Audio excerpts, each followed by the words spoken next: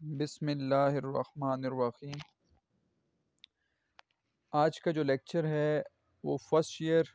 اردو کے لیے ہے، اور ہم حصہ شاعری میں ایک نظم انشاءاللہ تعالی آج پڑھیں گے۔ وہ یہ شخصیت ہیں جن کی تصویر آپ کے سامنے ہے، شمس العلماء مولانا الطاف حسین حالی کی ایک نظم جو فرسٹ ایئر اردو میں شامل ہے۔ نظم کا نام ہے امید۔ اصل میں یہ نظم جو ہے یہ مسدس حالی جو الطاف حسین حالی کی ایک طویل نظم ہے، اس پر ابھی بات کریں گے۔ اس میں شامل ایک حصہ ہے جو ہماری کتاب میں امید کے عنوان سے یہاں پر جو ہے وہ درج کیا گیا ہے۔ سب سے پہلے ہم الطاف حسین حالی کے حالات زندگی دیکھتے ہیں اپنی کتاب سے۔ صفحہ نمبر 135 پہ یہ موجود ہے۔ پیدائش 1837 1837 اور 1914 1914 ان کی وفات ہے۔ الطاف حسین حالی پانی پت میں مشہور جگہ ہے ہندوستان کی، وہاں پیدا ہوئے، باقاعدہ تعلیم حاصل نہ کر سکے، تاہم ذاتی کوشش سے خود انہوں نے عربی اور فارسی میں مہارت حاصل کی۔ حصول تعلیم کے شوق میں وہ پھر دلی آ گئے، جہاں غالب اور شیفتہ نواب مصطفیٰ خان شیفتہ سے ان کی ملاقاتیں ہوئیں۔ چند سال شیفتہ کے یہ دوست مصاحب رہے اور غالب کے یہ شاگرد ہیں۔ یہ بڑی اہم بات ہے کہ جو الطاف حسین حالی ہیں وہ غالب کے شاگرد ہیں۔ 1874 میں لاہور میں ملازمت انہیں مل گئی اور انگریزی سے ترجمہ ہونے والی کتابوں پر نظر ثانی یہ کرتے رہے۔ جو تراجم ہوتے ہیں یعنی کہ مختلف زبانوں سے جو کتاب بنائی جاتی ہے، یعنی کہ انگریزی کی کوئی کتاب ہے اگر اور اس کو آپ اردو میں ترجمہ کریں گے، اس کو ہم ترجمہ کہیں گے، تو ان پر یہ نظر ثانی کرتے رہے۔ یہاں جدید نظم کے 4 مشاعروں میں شریک ہوئے۔ ٹھیک ہے، ایک جدید نظم سے پہلے جو ہے وہ ایک نظم تھی قدیم نظم۔ قدیم نظم ایسی تھی جیسے آپ غزل کی طرز آپ سمجھ لیں، عام طور پر جسے ہم پابند نظم بھی کہتے ہیں، لیکن وہ ایسی نظم ہوتی تھی جو شعروں میں کہی جاتی تھی۔ پھر آہستہ آہستہ اس کا رواج بڑھا۔ تعداد کے اعتبار سے آپ نے نظم کی قسمیں پڑھی ہوئی ہیں، ٹھیک ہے، جس میں آپ نے پڑھا ہے مثلث 3 مصروں والی نظم کو کہتے ہیں، 4 مصروں والی نظم کو مربع،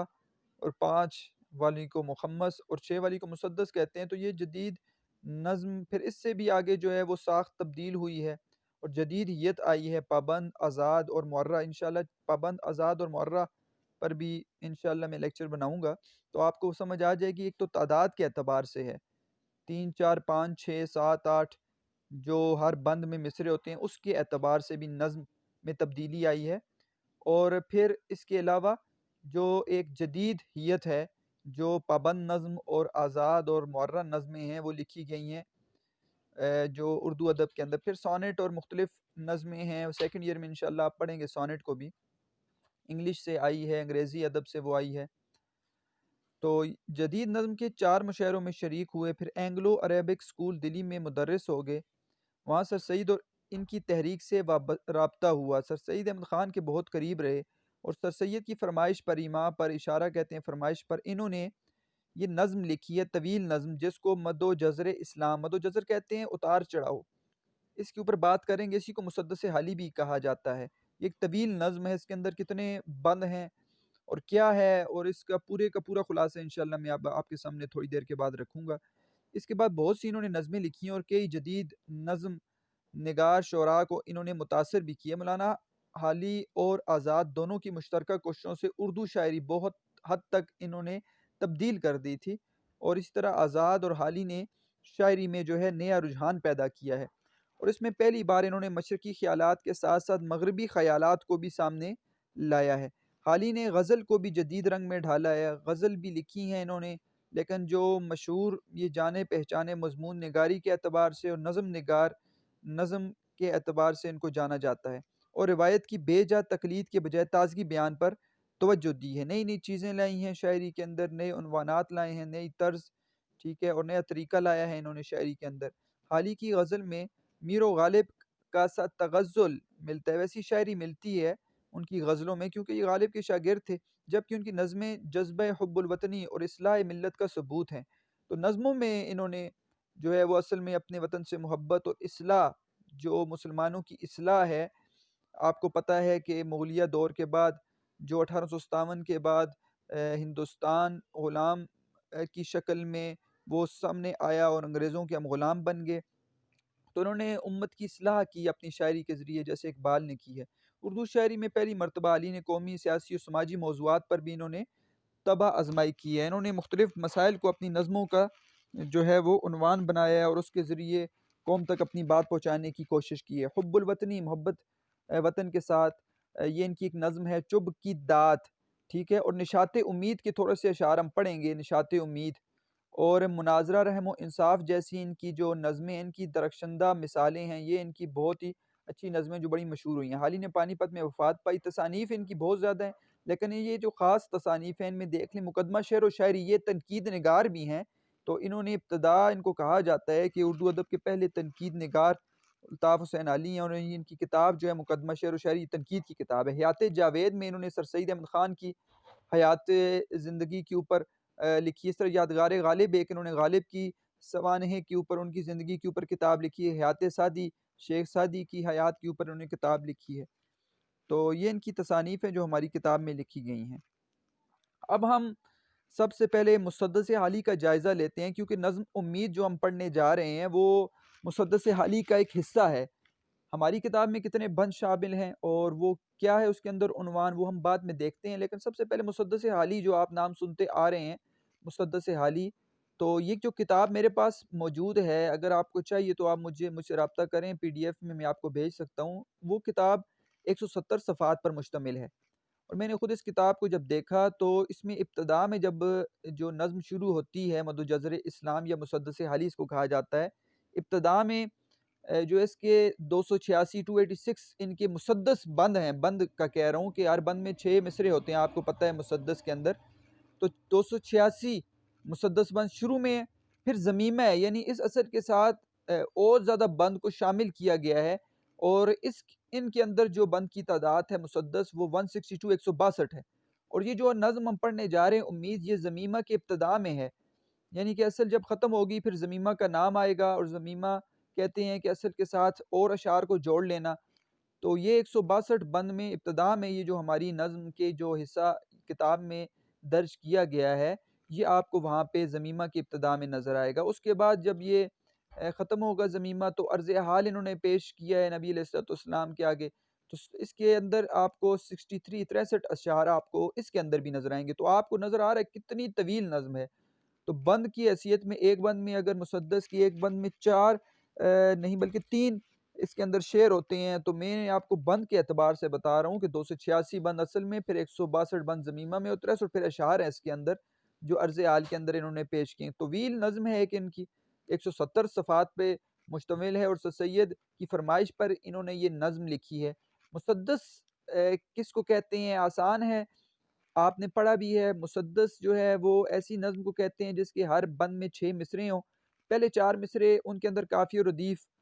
جو ہوتا ہے وہ اپنا ہوتا ہے، اور پھر 2 مصروں کے اندر جو ہے وہ ان کو ہم کافی اور ہم ردیف کہتے ہیں، ان کے اندر جدا ہوتا ہے، تو یہ مسدس کی حیت ہوتی ہے۔ مسدس کا آپ نے پڑھا بھی ہے کہ کون سی نظم ہوتی ہے، اور آسان ہے، آپ کے لیے مشکل نہیں ہے۔ مسدس حالی پر تھوڑا دیکھتے ہیں، اس پر تھوڑی بات کرتے ہیں تاکہ مسدس حالی ہمیں سمجھ آ جائے اس کے اندر ہے کیا ہے۔ پوری نظم تو نہیں پڑھ سکتے، لیکن اس کا خلاصہ میں آپ کے سامنے پیش کر دیتا ہوں۔ اردو شاعری میں مولانا حالی کا اعلیٰ ترین کارنامہ ان کی طویل نظم مد و جزر اسلام ہے، جو عام طور پر مسدس حالی کے نام سے مشہور ہوئی ہے۔ یہ نظم اس قدر مقبول ہوئی کہ اس نے مقبولیت اور شہرت کے اگلے پچھلے تمام ریکارڈ توڑ ڈالے۔ کہا جاتا ہے کہ کئی سال تک برصغیر کے طول و عرض میں جو کتاب قرآن کریم کے بعد سب سے زیادہ شائع ہوئی وہ مسدس حالی تھی۔ بقول سر سید احمد خان، بے شک میں اس کا محرک ہوں، یعنی کہ میری وجہ سے لکھی گئی، اور اس کو میں اپنے اعمال حسنہ میں سمجھتا ہوں کہ جب خدا پوچھے گا کہ دنیا سے کیا لایا ہے، تو میں کہوں گا کہ حالی سے مسدس حالی لکھوا کر لایا ہوں اور کچھ نہیں۔ تو اتنی بڑی بات سر سید احمد خان نے کہی۔ مسدس حالی مسلمانوں کی بالخصوص اور ہندوستان کی بالعموم اس وقت کے فکری اور تاریخی غداری کی داستان ہے۔ تو حالات جو انہوں نے دیکھے اور زوال دیکھا ہے مسلمان قوم کا، مغلیہ خاندان کا، تو اس کو بھی پیش کیا ہے، اور بڑے ہی اچھے طریقے سے پوری نظم کے اندر انہوں نے ساری باتیں بیان کی ہیں، اس کو ہم دیکھتے ہیں کون کون سی باتیں ہیں آگے چل کے، جس میں مسلمانوں نے اپنے مقاصد کے ساتھ غداری کر کے اپنے لیے اپنے مسخ شدہ ضمیر کا دوزخ خریدا ہے۔ تو حالات کیوں آئے؟ مسدس علی کہتے ہیں مسلمان خود اس کے ذمہ دار ہیں، انہوں نے اپنے حالات خود اپنے لیے یہ خریدے ہیں۔ اگر ہم پوری نظم کا اس مسدس علی کا فکری جائزہ دیکھیں نکات کے اندر، ٹھیک ہے، پوائنٹس کے اندر دیکھیں، تو سب سے پہلی بات آپ کو نظر آ رہی ہے کہ علی نے اس کے اندر تاریخی مطالعہ نظر آتا ہے، بہت گہرا ہے۔ تاریخ کی بات کی، ابتدا میں آپ اگر نظم کو پڑھیں تو وہ ابتدائی اسلام کی بات ہے، عرب کا انہوں نے سارا نقشہ کھینچا ہے، تو تاریخ کے اوپر بات کی ہے اس نظم کے اندر کہ مسلمانوں کی تاریخ کیا تھی، مسلمانوں کا عروج اور پھر زوال، یہ ساری چیزیں بیان کی ہیں۔ دوسرا جو حصہ ہے وہ اس میں آپ یہ بات دیکھیں گے کہ مغربی اقوام کی اصلیت، ٹھیک ہے، کیا ہے، جن کو ہم اپنا آئیڈیل سمجھتے ہیں، ٹھیک ہے، اور یورپین کلچر، اس کو انہوں نے سامنے لایا اور بتایا ہے کہ اصل میں مغربی اقوام جو ہے ان کی اصلیت کیا ہے۔ پھر انہوں نے اس نظم کے اندر اسلام کا شاندار ماضی بیان کیا ہے، وہ بھی اس نظم کے اندر آپ کو نظر آتا ہے۔ پھر انہوں نے قوم کی غفلت، کہ کیا غفلت ہے، کس وجہ سے ہم نے اپنے سارے جو ہمارا عروج تھا اس کو ہم نے زوال خود بنایا ہے، تو یہ قوم کی غفلت کو بیان کیا۔ عشق رسول کو بڑی خوبصورت طریقے سے نبی علیہ السلام کی محبت کو اس نظم کے اندر بھی بیان کیا ہے۔ مسلمانوں کی مذہب سے روح گردانی، بتایا ہے کہ مذہب کو چھوڑ دیا مسلمانوں نے اور تب ہی یہ حالات آئے ہیں مسلمانوں پر، اس کو بیان کیا ہے۔ اس طرح گمراہی سے بچنے کی تلقین، نصیحت کی ہے، اور خواب غفلت سے بیداری کی تلقین بھی جو ہے وہ یہاں پر اس نظم مد و جزر اسلام یا مسدس حالی میں الطاف حسین حالی نے کی ہے۔ تو خواب غفلت سے بیدار ہو جاؤ، گمراہی سے بچ جاؤ، تو تم اپنا کھویا ہوا مقام جو ہے وہ حاصل کر سکتے ہو۔ انور سدید ایک تنقید نگار ہے، انہوں نے لکھا ہے کہ حالی کی مسدس سے اردو کی مقصدی شاعری میں سنگ میل کی حیثیت رکھتا ہے، اور اس طویل نظم میں حالی نے قوم کی دکھتی ہوئی رگ کو ایک ماہر نباز حکیم کی طرح پکڑا ہے اور مؤثر انداز میں شعر کا روپ دے دیا ہے۔ عبادت بریلوی بھی تنقید نگار ہیں، اور آپ نے ان کا سبق بھی فرسٹ ایئر میں اردو میں پڑھا ہے۔ یہ نظم، یہ کہتے ہیں یہ نظم دکھے ہوئے دل کی پکار ہے، ایک سچے مسلمان کے دل کی گہرائیوں سے نکلی ہوئی آواز ہے، ایک مخلص انسان کی آنکھوں سے ٹپکا ہوا آنسو ہے، ایک مصلح اصلاح کرنے والے کا پیام ہے، ایک رہنما کا نعرہ ہے۔ تو یہ انہوں نے اپنی طرف سے جو ہے وہ اس نظم کے اوپر خیالات کا اظہار کیا اور تنقید کی ہے۔ تھوڑا سا آپ کو سمجھ آ گئی ہوگی کہ اس نظم کے اندر کیا ہے اور کیا چیزیں بیان کی گئی ہیں۔ طویل نظم ہے، آپ کو خود بھی پڑھنی چاہیے، اور نظم جو ہمارے پاس امید ہے وہ اسی کا حصہ ہے۔ اس کا ماخذ بھی آپ دیکھ سکتے ہیں کتاب کے آخر میں، جہاں پہ نظم ختم ہوتی ہے لکھا ہوتا ہے تو مد و جزر اسلام لکھا ہوگا، لیکن ہمارے پاس جو نظم ہے امید، اس کے اندر جو کل بند ہیں وہ 8 ہیں۔ آپ دیکھ لیں اپنی کتاب کو کھول کے، ابھی میں آپ کے سامنے وہ بیان بھی کروں گا۔ 8 آپ کو بند نظر آئیں گے، اپنی کتاب اپنے سامنے رکھا کریں تاکہ آپ کو بات اچھی طرح سمجھ آئے۔ 8 مسدس بند ہیں، ٹھیک ہے، ہر بند کے اندر آپ کو 6 مصرے نظر آئیں گے، اور ہیت بھی آپ کو نظر آئے گی۔ پابند نظم اس کو آپ کہہ سکتے ہیں، کیونکہ اس کے اندر قافیہ ردیف بحر وزن کی پابندی ہے، اور مسدس ہے، مسدس سے ترکیب بند ہے یا ترجیح بند ہے، تو یہ ترکیب بند ہے، اس کے کوئی بھی مصرع دوبارہ دہرایا نہیں گیا، اس لیے مسدس آپ اس کو ترکیب بند کہہ سکتے ہیں۔ یہ تو اس کی ہیت ہے، فنی اعتبار سے آپ اس کو دیکھیں تو خلاصہ اگر دیکھیں تو میں ہمیشہ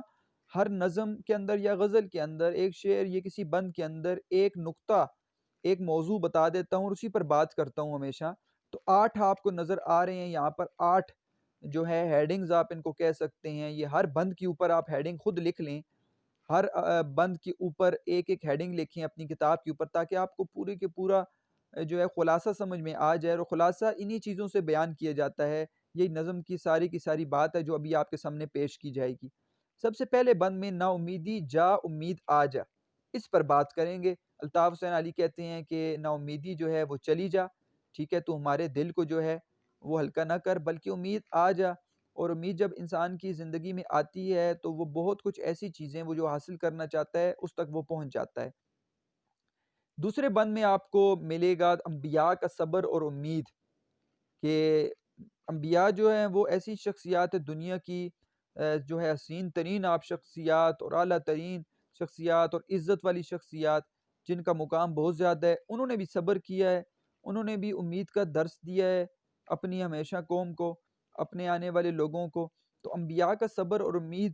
یہاں پر آپ کو تلمیحات کے ذریعے، سند تلمیح بھی اس کے اندر آپ کو نظر آئے گی کہ انبیاء کا نام لیا ہے، ٹھیک ہے، جیسے حضرت یوسف علیہ السلام، حضرت یعقوب علیہ السلام کا نام لیا ہے اور تلمیح استعمال کی ہے اس بند کے اندر۔ تو انبیاء کا صبر اور امید یہ آپ دوسرے بند کے اوپر لکھ لیں۔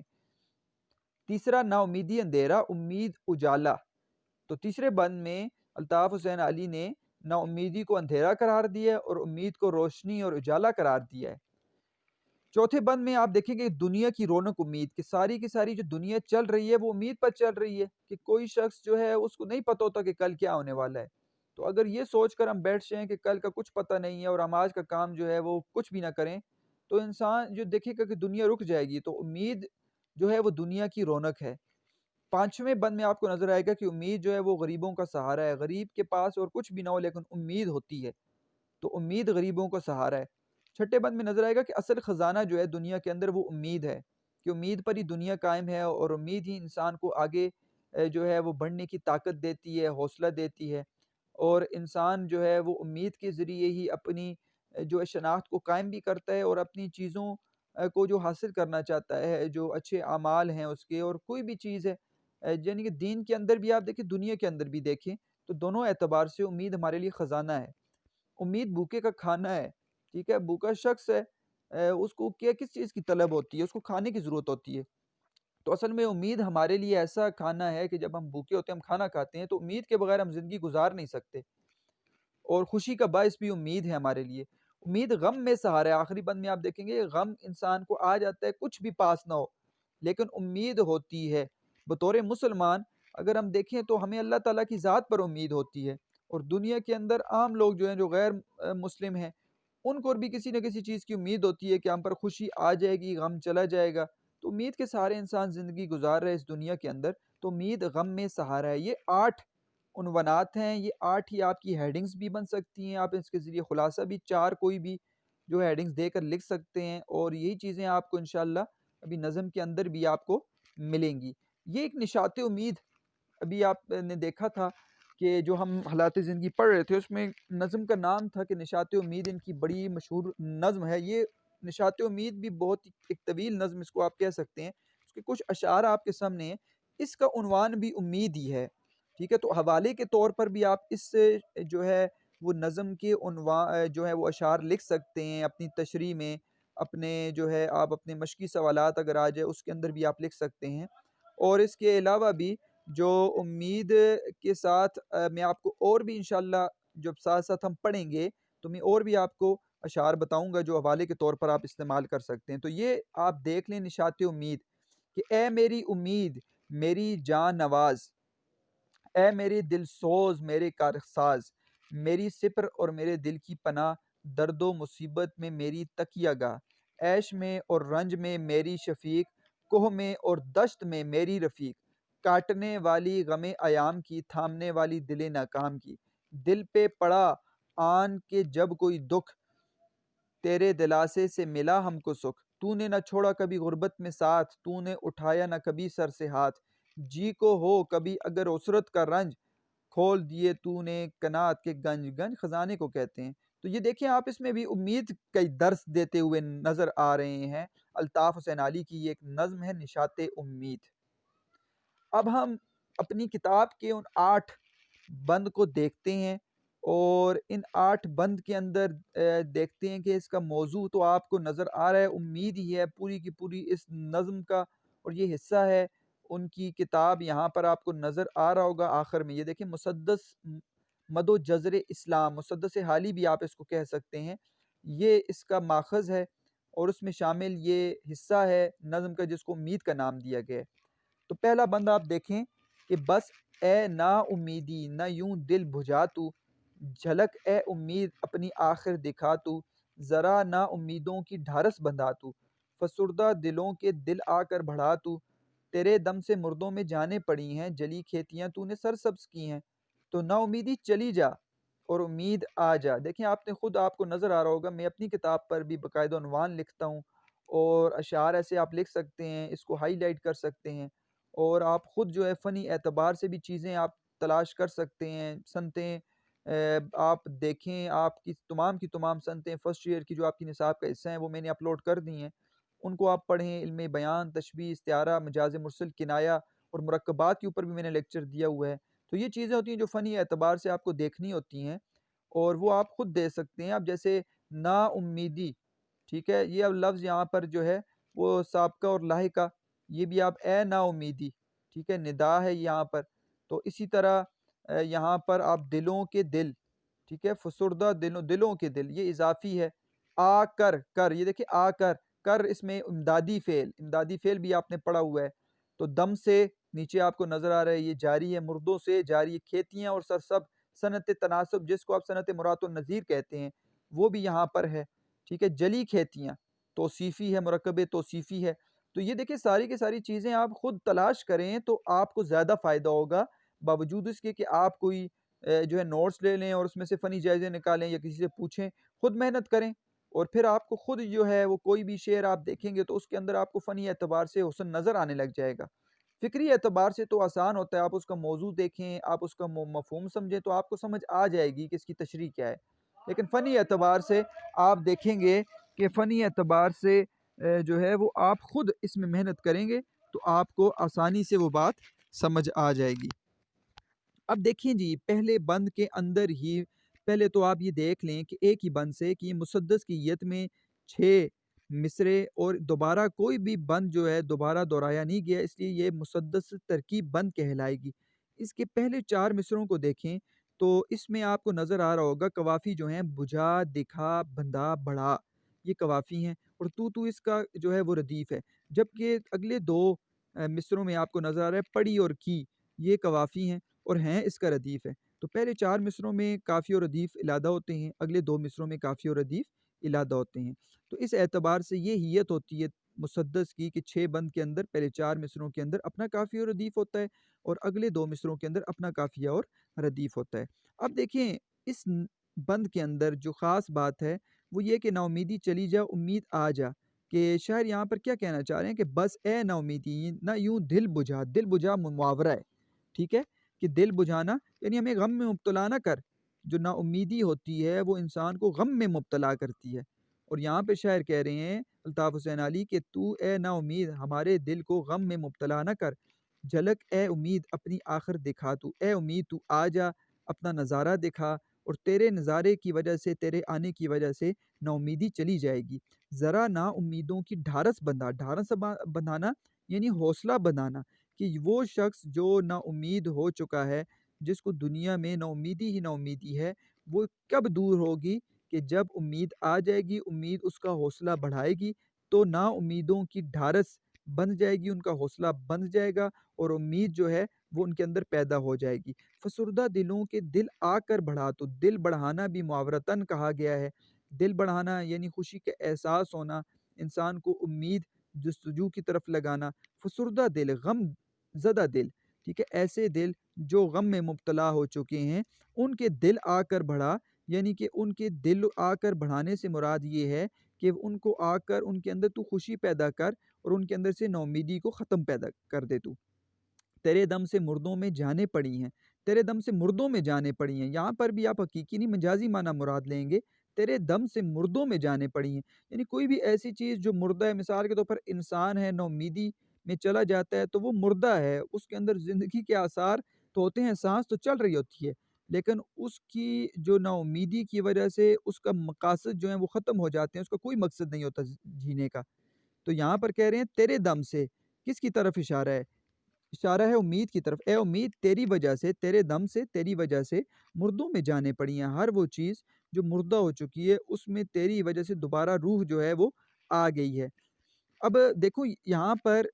ہم اس طرح بھی اس اعتبار سے بھی دیکھ سکتے ہیں کہ ایک مطلب کھیتی آپ اگاتے ہیں اور آپ اناج اگاتے ہیں، آپ سبزی اگاتے ہیں تو ایک مردہ زمین ہوتی ہے، ٹھیک ہے، اس کے اوپر تو کچھ نہیں نظر آ رہا ہوتا، لیکن آپ جو ہوتے ہیں نا امید نہیں ہوتے، بلکہ جو ہے وہ کسان جو اس کے اندر محنت کرتا ہے تو وہ زمین جو مردہ ہوتی ہے اس کے اندر سے آپ کو جاندار کھیتی اگتی ہوئی نظر آتی ہے۔ لیکن یہی بات اگلے مصرے میں کر رہے ہیں، جلی کھیتیاں تو نے سر سبز کی ہیں۔ جلی کھیتیاں یعنی کہ ایسی جگہ جہاں پر کوئی بھی کھیتی نہیں ہے یا پھر وہ برباد ہو چکی ہے، اس پر کوئی آفت آ گئی ہے تو نے دوبارہ سرسبز کی ہیں۔ تو جس شخص نے نا امیدی نہیں کی، جس نے حوصلہ نہیں آرا، وہ دوبارہ جو ہے اس نے دوبارہ محنت کی اور اسی زمین کو اس نے سرسبز کر دیا ہے۔ تو یہ ساری کی ساری بات ہے کہ نا امیدی جو ہے وہ چلی جائے گی اور امید آ جائے گی، تو امید کے آنے سے نا امیدی جو ہے وہ بھاگ جاتی ہے، اور انسان جو ہے وہ فسردہ دل جو ہیں وہ خوش ہو جاتے ہیں، اور نا امید جو ہے ان کا حوصلے بڑھ جاتے ہیں۔ اور اسی طرح انسان جو محنت کرتا ہے، اس کو محنت میں اگر کہیں پر ناکامی ہو جاتی ہے وقتی طور پر، تو اس کی ناکامی دوبارہ جو ہے کامیابی میں تبدیل ہو جاتی ہے۔ آپ حوالے کے اشعار بھی ساتھ ساتھ دیکھیں، تو شاہین ہے پرواز ہے کام تیرا، تیرے سامنے آسماں اور بھی ہیں۔ اقبال نے کیا خوبصورت بات کی ہے۔ تو اس کا مطلب یہ ہے کہ آپ نے محنت کرتے رہنا ہے، اتنا بھی نا امید دل کم نظر نہ ہو، ممکن نہیں کہ شام علم کی سحر نہ ہو۔ ٹھیک ہے، اتنا بھی نا امید دل کم نظر نہ ہو، ممکن نہیں کہ شام علم کی سحر نہ ہو، کہ ایسا کوئی بھی شام نہیں ہے، ایسی کوئی بھی دن نہیں ہے، ایسی کوئی شام نہیں ہے جس کے دوبارہ سحر نہ ہو، اور دوبارہ جو ہے اس کے اندر روشنی نہ ہو، اور غم کے بعد جو ہے وہ کیا ہے، ہمیشہ انسان کو خوشی ملتی ہے۔ کچھ اور بڑھ گئے ہیں اندھیرے تو کیا ہوا، مایوس تو نہیں ہے طلوع سحر سے ہم۔ ساحل لدھیانوی کا یہ خوبصورت شعر ہے، کہتے ہیں کہ اندھیرے اگر بڑھ بھی گئے ہیں تو کوئی بات نہیں ہے، ہم طلوع سحر سے جو ہے وہ مایوس نہیں ہیں، ایک نہ ایک دن آئے گا کہ ہماری زندگی میں دوبارہ جو ہے خوشیاں آئیں گی۔ تو یہ امید ہے جو انسان کو خوشی کی طرف لے کر جاتی ہے۔ دوسرے بند میں دیکھیں تو اس بند کا عنوان میں نے آپ کو بتا دیا ہے کہ انبیاء کی پریشانیوں میں صبر اور امید۔ انبیاء نے ہمیشہ پریشانیوں میں صبر اور امید جو ہے وہ اپنایا ہے، اور درس دیا ہے کہ اے بندوں، اے جو امتی ہو، ٹھیک ہے، اور وہ آپ خصوصاً اسلام کے اندر جو تمام انبیاء کو جو ہے ان کی تقدس کا، ان کی عزت کا خیال کرتے ہیں اور ان کی بتائی ہوئی چیزوں پر عمل بھی کرتے ہیں، تو وہ دیکھیں تو انبیاء نے بھی پریشانیوں میں صبر اور امید کا درس دیا۔ قرآن پاک کا مطالعہ کریں تو سورہ زمر کی 53 آیت ہے، 53 آیت، وَلَا تَقْنَطُوا مِن رَحْمَتِ اللَّهِ، تو قرآن بھی کہتا ہے نا کہ تم اللہ کی رحمت سے نا امید نہ ہو، اللہ کی رحمت سے نا امید نہ ہو۔ نا امیدی جو ہے وہ گناہ ہے، نا امید نہیں ہونا چاہیے، ہمیشہ امید جو ہے وہ اللہ تعالیٰ کی ذات سے بھی رکھنی چاہیے، اور اللہ کی ذات پر جو بھروسہ رکھنے والا ہوتا ہے وہ کبھی بھی ناکام نہیں ہوتا۔ تو انبیاء کا ذکر کیا، سب سے پہلے نوح علیہ السلام کا ذکر کیا، پھر یعقوب علیہ السلام کا ذکر کیا، پھر زلیخا کا ذکر کیا، اور پھر یوسف علیہ السلام کا ذکر کیا، 4 مصروں کے اندر صنعت تلمیح کے طور پر جو ہے وہ اس واقعے کی طرف اشارہ کر دیے۔ سفینہ پہ نوح طوفاں میں تو ہے، یعنی کہ سفینہ پہ کا مطلب ہے کے لیے، ٹھیک ہے، یعنی کہ نوح علیہ السلام کی کشتی، سفینہ کشتی کو کہتے ہیں، کہ طوفان میں نوح علیہ السلام کی کشتی کے لیے اے امید تو اس کی کشتی کے اندر تھی۔ لیکن امید رکھ کر ہی نوح علیہ السلام، جنہوں نے تقریباً 950 سال اپنی قوم کو دعوت دی، اور 80-82 لوگ جو ہیں وہ ان کی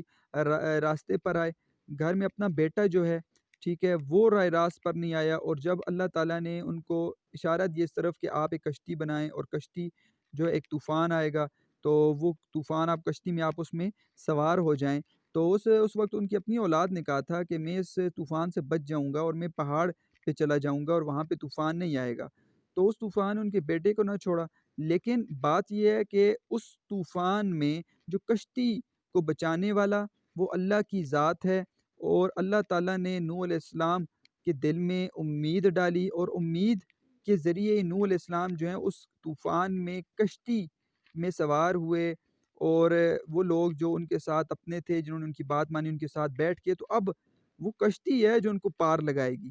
تو عام طور پر جی کوئی کشتی ہے، ٹھیک ہے، انسان بیٹھتا ہے، اس کو تو نہیں پتا کہ یہ سمندر کی لہریں جو ہے وہ اس کے ساتھ کیا حال کریں گی، تو انسان تو جو ہے وہ اس امید پر ہی اس کشتی میں سوار ہوتا ہے، کسی سواری پہ سوار ہوتا ہے کہ منزل پہ پہنچانے والا تو اللہ تعالیٰ کی ذات ہے۔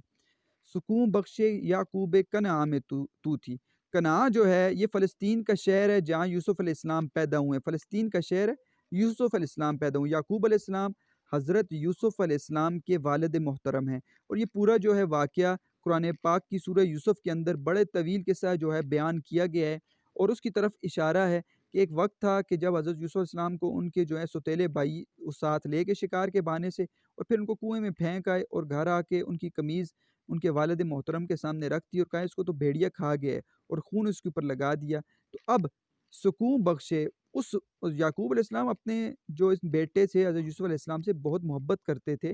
اور اسی وجہ سے حسد کی وجہ سے ان کے بھائیوں نے ان کے ساتھ یہ سلوک کیا تھا۔ تو حضرت یعقوب علیہ السلام کو جو سکون بخش رہی تھی کنعان کے اندر، وہ امید تھی، ان کو امید تھی کہ ایک نہ ایک دن جو ہے وہ میرا بیٹا جو ہے وہ لوٹ کر آئے گا، اور ان کو امید تھی کہ میرے بیٹے کے ساتھ جو کچھ کیا وہ ان کے بھائیوں نے کیا ہے، لیکن انہوں نے امید کا دامن اور صبر کا دامن نہ چھوڑا۔ زلیخا کی غم خار ہجرا میں تو تھی، اسی صورت کے اندر سورہ یوسف کے اندر زلیخا جو حضرت یعقوب علیہ السلام پر فریفتہ ہو گئی، اور ان کی محبت میں جو ہے اس کا واقعہ بھی ذکر ہے قرآن کے اندر، اور زلیخا جو ہے پھر اس نے جو ہے الزام لگا دیا حضرت یوسف علیہ السلام پر، اور حضرت یوسف علیہ السلام کو قید خانے میں قید کر دیا گیا۔ تو وہ زلیخا جو تھی اس کی غم خار ہجرا، غم خار کہتے ہیں غم والی ہجرا جدائی، یعنی کہ جو اس کی جدائی تھی، حضرت یوسف علیہ السلام سے وہ محبت کرتی تھی اور حضرت یوسف علیہ السلام کے عشق میں وہ مبتلا تھی، تو اس وقت جدائی میں جو اس کو امید تھی وہی اس کے لیے تھی، کہ وہ یہ سمجھ رہی تھی کہ یوسف علیہ السلام جو ہیں وہ واپس آئیں گے، اس کو اپنا لیں گے، تو اس کو بھی اس جدائی میں، اس غم میں جو دلاسا دینے والی چیز تھی وہ امید تھی۔ دل آرام یوسف کی زندہ میں تو تھی، زندہ قید خانہ، یوسف علیہ السلام قید خانے کے اندر ہیں، اور ان کو یہ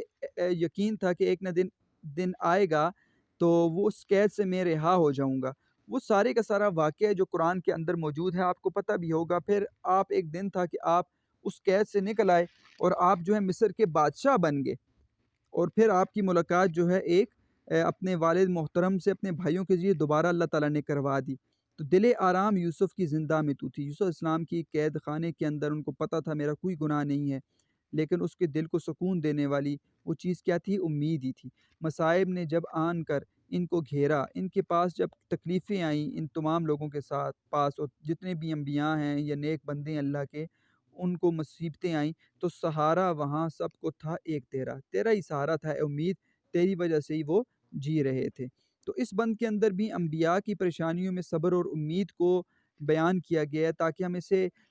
دیکھیں، اور سنت تلمیح کے ذریعے بیان کیا گیا ہے کہ ہم انبیاء کی زندگیوں کو دیکھیں، انہوں نے کیسا صبر کیا، کیسے امید کا دامن انہوں نے نہ چھوڑا، اور اللہ تعالیٰ نے پھر ان کو ایک نہ ایک وقت میں کامیاب کیا۔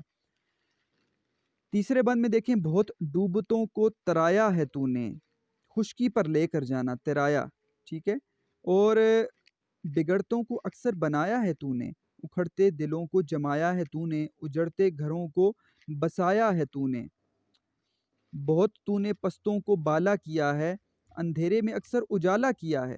تو یہ دیکھیے، نا امیدی، اندھیرا، امید، اجالا، ٹھیک ہے، اس پر بات کریں گے ہم۔ تو دیکھ لیں کہ نا امیدی اصل میں اندھیرا ہوتی ہے، اور امید کیا ہے؟ اجالا ہوتی ہے، کہ بہت ڈوبتوں کو ترایا ہے تو نے،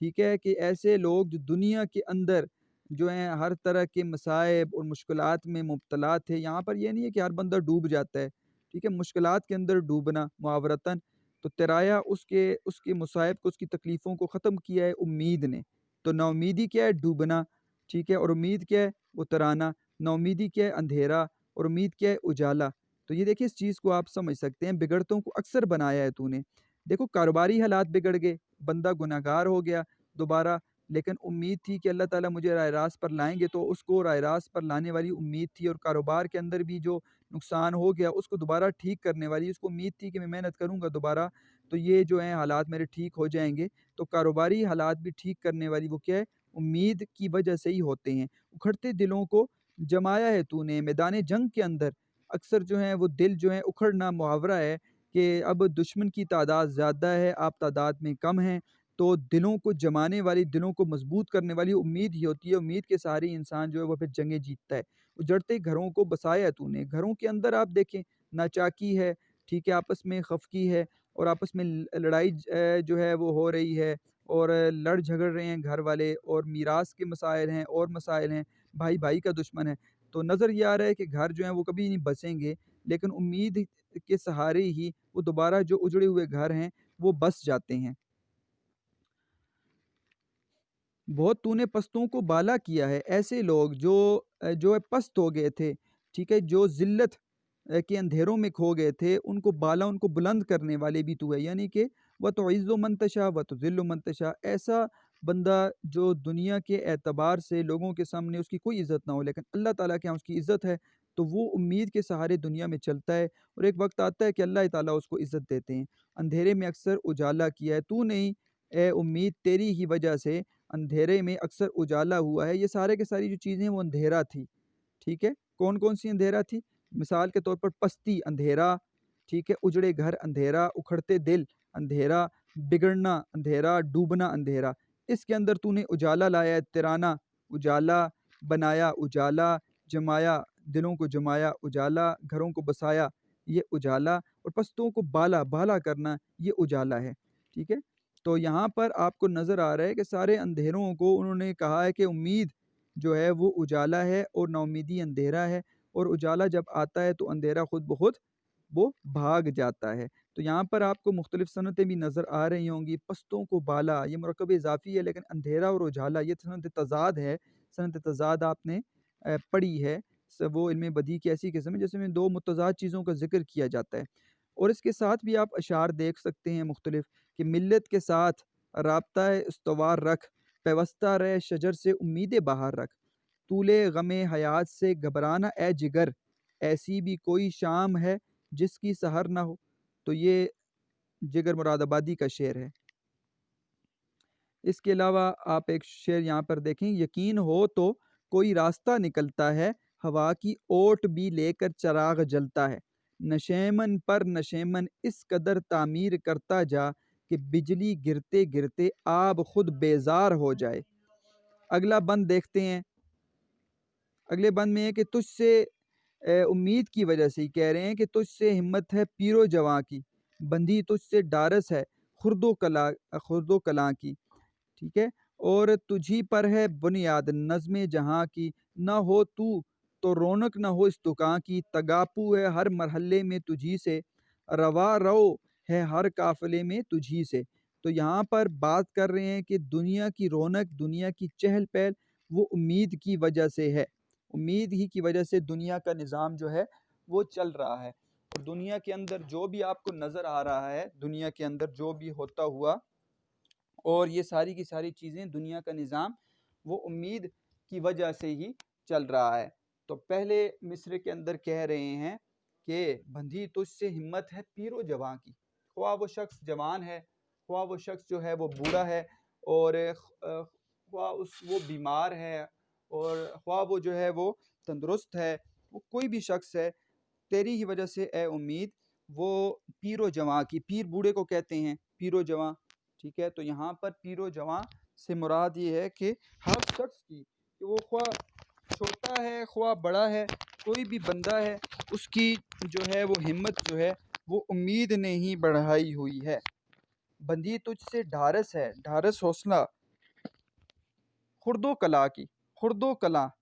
ٹھیک ہے؟ چھوٹے اور بڑے، خرد و کلا لفظ ہے، خرد و کلا یہاں پر ہے، تو چھوٹے اور بڑے کی ڈھارس بھی، یعنی کہ تیری ہی وجہ سے اس کا حوصلہ بھی بڑھا ہوا ہے، اور تجھی پر ہے بنیاد نظم جہاں کی، دنیا کا نظام، نظم جہاں دنیا کا نظام، مرکب اضافی، تو دنیا کا نظام بھی تیری ہی وجہ سے چل رہا ہے، پوری دنیا کا نظام تیری وجہ سے۔ دیکھیں نا امیدی دنیا میں اگر پھیل جائے تو بندہ کوئی کام نہیں کر سکتا، تو دنیا کی رونق چہل پہل وہ امید کی وجہ سے، نہ ہو تو رونق نہ ہو اس دکان کی، یہ ایسی دکان ہے جس میں چہل پہل تیری جو ہے تیری وجہ سے ہے، تو نہ ہو تو رونق نہ ہو اس دکان کی، اس دکان کی یہاں پر استعارہ کے طور پر ہے کہ دنیا جو ہے وہ دکان کی مانند ہے، اور اس کے اندر جو خوشی غم نظر ہے یہ چیزیں ہیں، تو اگر ساری کی ساری یہ چیزیں نہ، دکان کے اندر اب چیزیں نہیں ہیں تو لازمی بات ہے گاہک بھی نہیں آتے اور رونق اور چہل پہل نہیں ہوتی، اسی طرح دنیا کے اندر اگر امید نہیں ہے تو چہل پہل اور رونق نہیں ہوگی۔ تگاپو ہے ہر مرحلے میں تجھی سے، حرکت، تگاپو کہتے ہیں تگ و دو، یعنی دوڑ دھوپ کرنا، حرکت ہے ہر مرحلے میں، ہر زندگی کے ہر حصے میں، اور وہ خواہ جوانی ہے بڑھاپا ہے، ہر حصے میں تیری وجہ سے ہی بندہ جو ہے وہ حرکت کرتا ہے، اور امید کی خاطر جو ہے وہ زندگی میں آگے بڑھنے کے لیے وہ راستے اختیار کرتا ہے۔ روا رو جاری ہونا، یہ چل چلاؤ ہے ہر قافلے میں تجھی سے، یہ قافلہ جو چل رہا ہے یہ دنیا مسافر خانے کی حیثیت رکھتی ہے، اور ہم جو قافلے میں آئے ہیں، ہم سوار ہیں یہاں پر، اور ہم مسافر ہیں یہاں پر، تو یہ جو قافلہ چل رہا ہے اے امید تیری ہی وجہ سے چل رہا ہے۔ تو تو یہاں پر یہ بتایا گیا کہ دنیا کی رونق اور چہل پہل جو ہے وہ نظام امید کی وجہ سے ہی موجود ہے۔ یہ کہہ کے دل نے میرے یہ کہہ کے دل نے میرے حوصلے بڑھائے ہیں، غموں کی دھوپ کے آگے خوشی کے سائے ہیں۔ امید غریبوں کا سہارا، ٹھیک ہے۔ اور یہاں پر آپ کو نظر آ رہا ہے اس بند کے اندر بھی بڑی خوبصورت طریقے سے یہ بتائیں گے کہ امید جو ہے وہ وہ غریبوں کا سہارا ہے۔ کہتے ہیں کہ بہت تو نے جو ہے بے نواؤں کو تو نے بخشا ہے، بہت چیزیں جو ہیں جن کی فریاد سننے والا کوئی نہیں ہے، ٹھیک ہے، جن کی بات سننے والا بے نوا، جن کی فریاد سننے والا کوئی نہیں ہے، تو اے امید کہ تیری ہی وجہ سے نوازا بہت، تو نے ہی نوازا ہے ان کو۔ پہلے ان کی فریاد سننے والا کوئی نہیں تھا، لیکن امید کے سہارے انہوں نے کبھی بھی ہمت نہ ہاری، اور تجھے جو ہے امید کے سہارے ہی غریب تھا اور اللہ تعالیٰ نے اس کو پھر کامیاب کر دیا، اس کو دولت بھی دے دی، اور تونگر بنایا، تونگر کہتے ہیں دولت مند بنایا گداؤں کو تو نے۔ ایسے بندے بھی تم دیکھے ہوں گے جو گداگر ہوں گے، گداگر سے یہاں مراد فقیر ہے، اور جو ہے وہ ان کے پاس غربت کی حالت ہے، پیسے نہیں ہیں، اور دولت مند وہ بن گئے، اے امید تیری وجہ سے بنے۔ اور دسترس نارساؤں کو تو نے، کہ طاقت، نارسا کہتے ہیں جو منزل تک پہنچ چکے ہوں، اور جو طاقت بخشی ہے نارساؤں کو، ٹھیک ہے، منزل تک پہنچنے کی جو طاقت ہے وہ تیری ہی وجہ سے ہوتی ہے، کہ ایک منزل انسان طے کرتا ہے دنیا کے اندر، اور پھر وہ طاقت ہے وہ امید ہی اس کو دلاتی ہے، اور امید ہی بتاتی ہے کہ تم اس طریقے سے امید رکھ کے اپنے مقام پر پہنچ سکتے ہو۔ اور کیا بنا دیے تم بادشاہ ناخداؤں کو تو نے ہی بہت سے ناخداؤں کو ملاح نے تو نے بنایا بادشاہ بنا لیا ہے۔ اور ایسے لوگ ناخدا جو ہے وہ ملاح کو کہتے ہیں، ایسے لوگ جو ملاح تھے اور غریب تھے دنیا کے اندر، اور انہوں نے محنت کی، انہوں نے امید کو قائم رکھا، تو وہ بادشاہ بن گیا، حقیقی بادشاہ نہیں بنے، لیکن ان کے پاس دولت آ گئی، ان کو دنیا کی ہر جو ہے وہ نعمت اللہ نے دے دی۔ سکندر کو شان کئی تو نے بخشی، کولمبس کو دنیا نئی تو نے بخشی۔ سکندر کو شان کئی تو نے بخشی، سکندر جو ہے وہ یہاں پر تلمیح کے طور پر لایا، الیگزینڈر دا گریٹ، شان کئی کیانی بادشاہوں کی شان، ٹھیک ہے، تو نے بخشی، اور سکندر کی ذات کو بھی تو نے کیانی بادشاہوں والی شان بخشی ہے۔ اور کولمبس اٹلی کا سیاح تھا، اور آخر کار امریکہ کو اس نے دریافت کیا، اور یہ اٹلی کا سیاح اپنے ملک سے ہندوستان دریافت کرنے نکلا تھا، مگر امریکہ کے ساحل پر پہنچ گیا، اور اس کولمبس نے امریکہ کو دریافت کر لیا۔ 1506 میں اس نے وفات پائی ہے۔ تو یہ تو مشہور شعر ہے، آپ نے جواب شکوہ کے اندر پڑھا ہے، کوئی قابل ہو تو ہم شانے کئی دیتے ہیں، ڈھونڈنے والوں کو دنیا بھی نہیں دیتے ہیں۔ تو یہ دو اشعار، یہ دو جو اوپر والے اشعار ہو گئے، اور یہ والا جو شعر ہے خصوصاً، اس کے اندر آپ وہی موضوع جواب شکوہ کے اندر بھی دیکھ سکتے ہیں، کہ اقبال بھی نے بھی یہی کہا ہے کہ شانے کئی، یعنی کہ ہم نے کیانی خاندان، ایرانی جو بڑے بادشاہ تھے، کہ کاؤس کے لہراسے اور کے کبات کے خسرو بڑے بادشاہ تھے، ان کی بڑی شان تھی، اور ان کو ہم نے، اللہ تعالیٰ کہتے ہیں کہ ہم نے قابل ہوں تو ہم ہر شخص کو کیانی خاندان جیسی شان بخشتے ہیں، اور ڈھونڈنے والوں کو دنیا بھی نہیں بخشتے ہیں، کہ کولمبس کو ہم نے امریکہ پہنچا دیا، اور وہاں پر اس نے امریکہ دریافت کر دیا۔ تو سکندر کو شان کئی تو نے بخشی، سکندر کا ذکر، شان کئی کا ذکر، کئی کیانی خاندان کا ذکر، کولمبس کا ذکر، یہ سند تلمیح کی طرف اشارہ ہے۔ وہ راہ رو نہیں رکھتے جو کوئی ساما، راہ رو کہتے ہیں راستے پر چلنے والا، ایسے لوگ جو راستے میں جا رہے ہیں اور منزل پہ پہنچنے ان کے پاس کچھ بھی نہیں ہے، تو ان کے لیے امید کیا ہے؟ تو اس بند کے اندر بتائیں گے، اس کے لیے امید خزانہ ہے، ٹھیک ہے۔ اور زاد و راہ بھی ان کے پاس نہیں ہے، زاد راہ ان کے پاس نہیں ہے، خرچ بھی نہیں ہے راستے کا، اور ان سے ان کا داماں، ان کا آنچل جو ہے وہ خالی ہے، نہ ان کے پاس کوئی ساما ہے، نہ ان کے پاس زاد راہ راستے کا خرچ ہے، اور نہ کوئی ساتھی ہے جس سے منزل ہو آسان، ان کے ساتھ کوئی دوست ہے، نہ ان کا کوئی محرم ہے ان کے ساتھ، ٹھیک ہے، محرم کہتے ہیں جس سے پردہ نہ ہو، جو سنے درد پنہا، اس کا پوشیدہ درد سنے، یعنی کوئی رازداں بھی اس کے ساتھ نہیں ہے، کوئی بھی نہیں ہے، انسان اکیلا ہے، لیکن کیا ہے جی، اس کے پاس امید ہے، اور اصل خزانہ جو ہے وہ امید ہے، کہ تیرے بل پہ خوش خوش ہیں اس طرح جاتے، کہ جا کر خزانے ہیں اب کوئی پاتے، تو اصل خزانہ تو ان کے پاس امید ہے۔ تو ایسے جا رہے ہیں کہ جیسے ان کے پاس ساری چیزیں ہیں، ان کے پاس سامان بھی ہے، ان کے پاس زاد راہ بھی ہے، ان کے دوست بھی ہے، ان کے پاس محرم بھی ہے جس سے وہ دل کی بات کر سکیں، تو وہ خوش خوش کیوں جا رہے ہیں؟ وہ اس لیے جا رہے ہیں کہ ان کے پاس امید ہے، اور یہ سب سے بڑا خزانہ ہے۔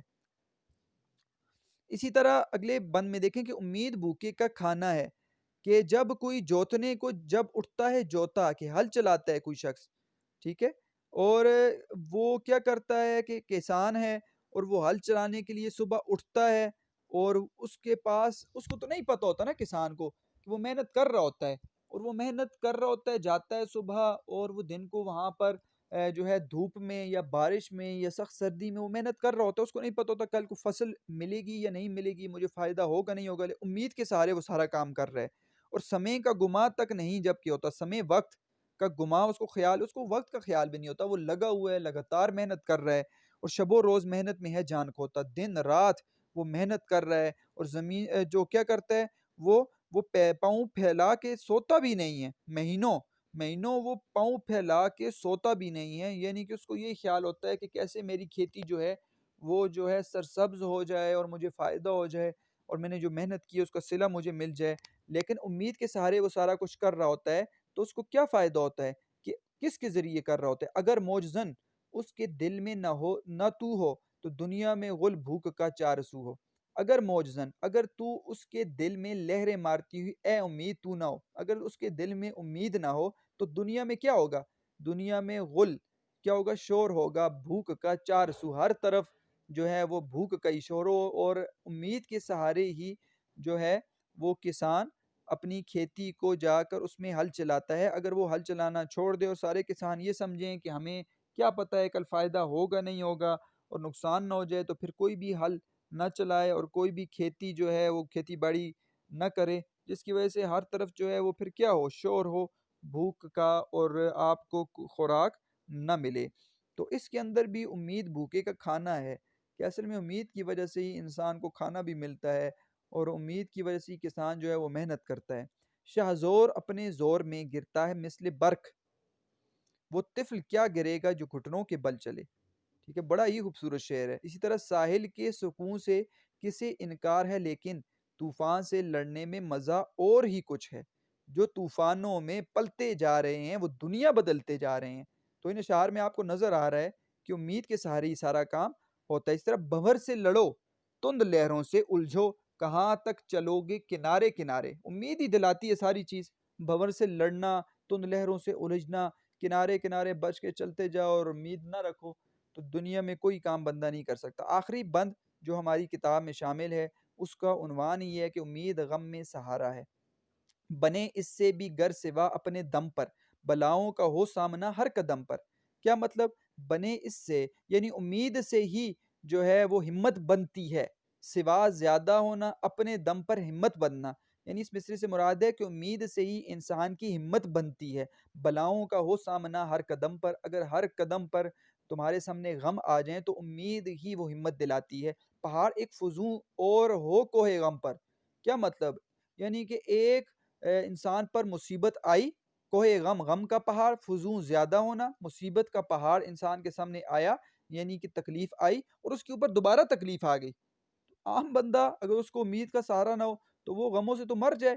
تو امید کا سہارا ہوتا ہے اس پر، اس کے لیے، تو وہ کیا کرتا ہے؟ تو وہ کہتا ہے گزرنی ہو جو کچھ گزر جائے ہم پر، اس کو پرواہ نہیں ہوتی، وہ کہتا ہے جی اللہ کی طرف سے ہے اور ایک وقت آئے گا میرے اعمال ٹھیک ہیں اور اللہ تعالیٰ پر امید ہے، اور امید کے سارے یہ دوبارہ جو ہے یہ غم جو ہے وہ خوشی میں تبدیل ہو جائیں گے۔ نہیں فکر تو دل بڑھاتی ہے جب تک دماغوں میں بو تیری آتی ہے،